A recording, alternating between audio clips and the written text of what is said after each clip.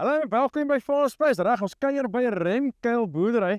En hierdie manne het moes plan maak met hierdie dammetjie langs ons wat bietjie gelek het hier in die lande in.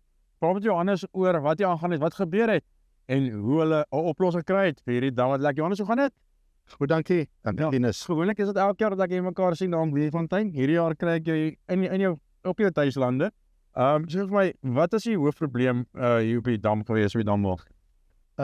Dennis, die dam gebruik ons meestal vir besproeiing sommer op die werf en ook met werkershuise en so aan.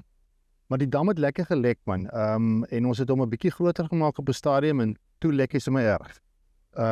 Toe op 'n stadium loop ons vir André Raak by Hampo Kaap en hulle wys hierdie produk vir ons en dit lyk toe baie belovend en ek besluit toe maar ek gaan 'n toets maak en ons het dit gedoen en ek is baie verras, ja, met die resultate.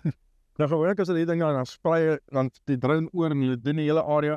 Hier het hulle baie spesifieke sekere kon, kan ek sê, uitgewys en net omgetakel en daar gefokus. En dit onmiddellik die vloei gestop amper. Ja, ek dink hulle het die diepste punt gevat en so 'n gedeelte van die wal het hulle gedoen.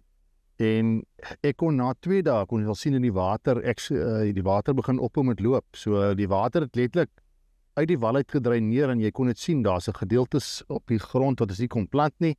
En na 2 dae kon ons definitief die resultate begin sien en na 'n maand het alles opgedroog. En so daar het nie meer vlei lande onder. Nee, dit is nie meer vlei lande meer. Nog net baie meer gesels het. Sterkte met die boerdery verder. Een van daar is hierdie plek weer mooi groen en vol geel blommetjies en al die plekkies en dan jy sien ons jou plek binnekort deur aan Bloemfontein. Baie dankie. Okay, damn it, daai het dit. Dis die antwoord vir jou as jy hierdie tipe probleme het. Manne wat verstaan hoe dit werk, manne wat vinnig vir jou oplossing bied binne 2 dae. As hierdie plek weer reg, maak seker jy kontak hulle en maak seker jou dam 'n lekker nie meer nie. Tot die volgende keer, totsiens.